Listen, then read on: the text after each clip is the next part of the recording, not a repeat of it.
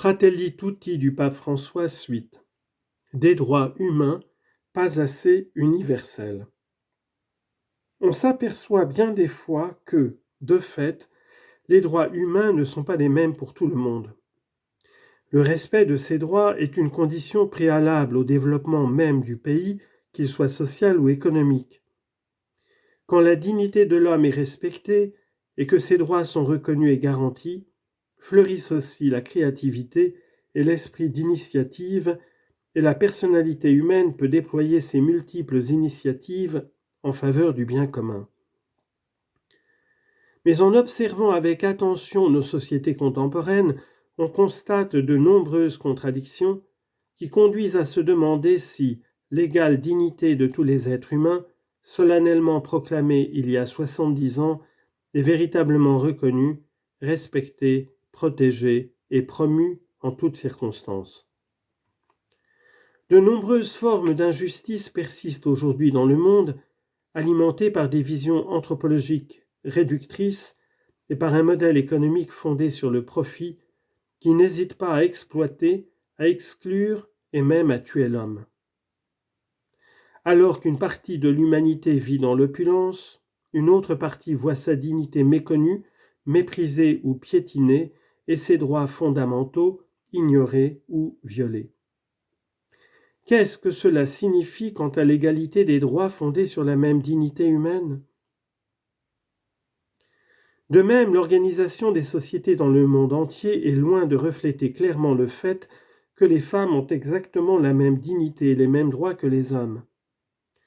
On affirme une chose par la parole, mais les décisions et la réalité livrent à corps et à cri un autre message. C'est un fait. Doublement pauvres sont les femmes qui souffrent des situations d'exclusion, de maltraitance et de violence, parce que souvent elles se trouvent avec de plus faibles possibilités de défendre leurs droits.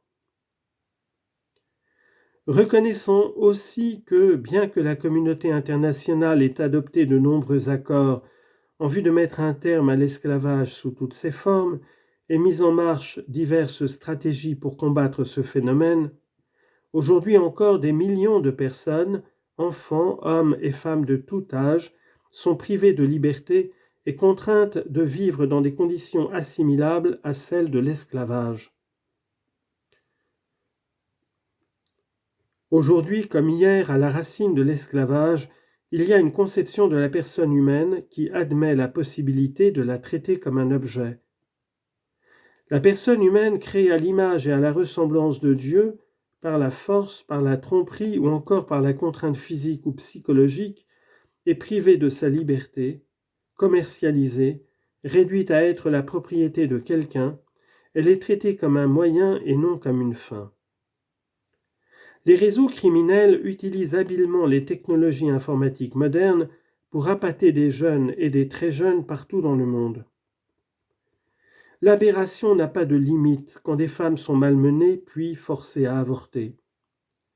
L'abomination va jusqu'à la séquestration en vue du trafic d'organes. Cela fait de la traite des personnes et des autres formes actuelles d'esclavage un problème mondial qui doit être pris au sérieux par l'humanité dans son ensemble, car, comme les organisations criminelles utilisent des réseaux globaux pour atteindre leurs objectifs, de même l'engagement pour vaincre ce phénomène requiert un effort commun et tout autant global de la part des divers acteurs qui composent la société. Conflit et peur. Les guerres, les violences, les persécutions pour des raisons raciales ou religieuses étant d'atteinte à la dignité humaine sont vues de différentes manières selon qu'elles conviennent ou non à certains intérêts fondamentalement économiques. Ce qui est vrai quand cela convient à une personne puissante cesse de l'être quand cela ne lui profite pas. Ces situations de violence se multiplient douloureusement en de nombreuses régions du monde, au point de prendre les traits de ce qu'on pourrait appeler une troisième guerre mondiale par morceaux. Cela n'est pas surprenant si nous considérons l'absence d'horizon à même de nous unir, car ce qui tombe en ruine dans toute guerre, c'est le projet même de fraternité inscrit dans la vocation de la famille humaine. C'est pourquoi toute situation de menace alimente le manque de confiance et le repli sur soi. Ainsi, notre monde progresse dans une dichotomie privée de sens, avec la prétention de garantir la stabilité et la paix sur la base d'une fausse sécurité, soutenue par une mentalité de crainte et de méfiance. Paradoxalement, certaines peurs ancestrales n'ont pas été surmontées par le développement technologique. Au contraire, elles ont pu se cacher et se renforcer derrière les nouvelles technologies.